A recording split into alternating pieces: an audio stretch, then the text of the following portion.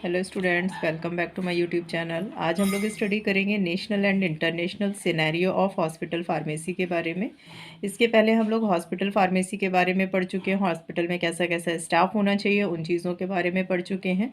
अगर आपने अभी वो वीडियोज़ नहीं देखे हैं तो आप डिस्क्रिप्शन बॉक्स में जाकर लिंक पर क्लिक करके उन वीडियोज़ को देख सकते हैं। आइए देखते हैं नेशनल और इंटरनेशनल सिनेरियो हॉस्पिटल फार्मेसी के लिए क्या क्या होते हैं। तो सबसे पहला पॉइंट है, फार्मासिस्ट का जो लीड होता है वो रोल ड्रग की मैन्युफैक्चरिंग में डिस्पेंसिंग करना होता है। यानी फार्मासिस्ट का जो मेन रोल होता है वो किसी भी दवा को मैन्युफैक्चरिंग करना, उसको कैसे डिस्पेंसिंग करना है उसके लिए होता है। लेकिन अब जो फार्मासिस्ट का रोल है वो धीरे धीरे करके डेवलप होता चला जा रहा है, और अब जो फार्मासिस्ट हैं वो पेशेंट्स की हेल्थ केयर के लिए एक स्टाफ के रूप में भी काम करते हैं। यानी अब फार्मासिस्ट का काम केवल हॉस्पिटल में मेडिसिन की सप्लाई नहीं है, बल्कि पेशेंट्स की हेल्थ केयर के ऊपर ध्यान देना भी हो गया है। डेवलपिंग कंट्रीज़ जो हैं वहाँ पर अभी भी फार्मासिस्ट की जो वैल्यू है वो कम है। डेवलप्ड कंट्रीज़ में फार्मासिस्ट की वैल्यू अब काफ़ी ज़्यादा बढ़ती चली जा रही है, क्योंकि जो फार्मासिस्ट होते हैं उन्हीं को पेशेंट्स के लिए काउंसलिंग के लिए भी यूज़ किया जाता है, यानी एज अ काउंसलर भी यूज़ किया जाता है।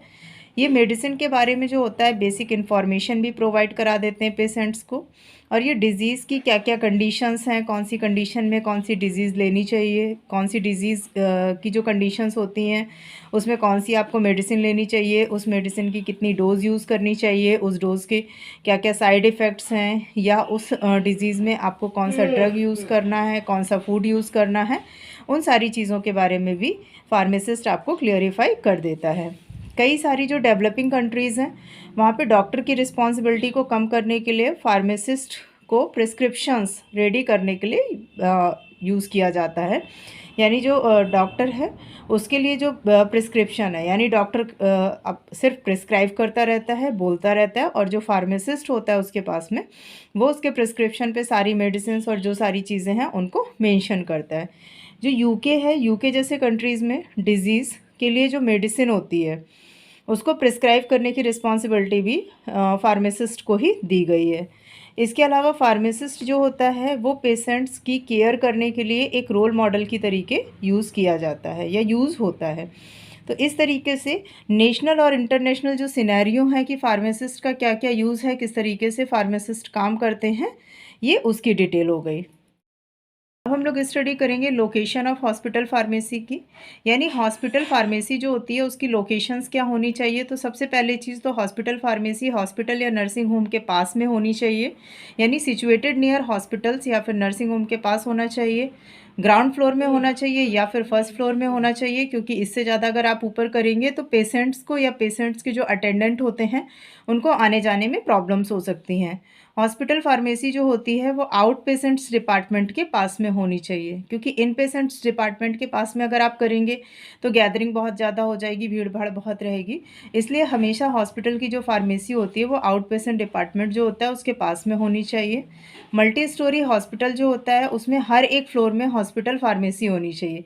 जैसे मान लीजिए 10 फ्लोर का कोई हॉस्पिटल है तो 10 फ्लोर के हॉस्पिटल में हर एक फ्लोर में एक एक हॉस्पिटल फार्मेसी होनी चाहिए, जहाँ पे पेशेंट्स के अटेंडेंट को बार बार नीचे उतर के ना जाना पड़े, और वहीं पे उसको उसकी ज़रूरत की जो बेसिक मेडिसिन हों वो सारी प्रोवाइड करा देनी चाहिए। हॉस्पिटल फार्मेसी की कंप्लीट यूनिट में कौन कौन से डिपार्टमेंट होते हैं, अब उनके बारे में हम लोग जानते हैं।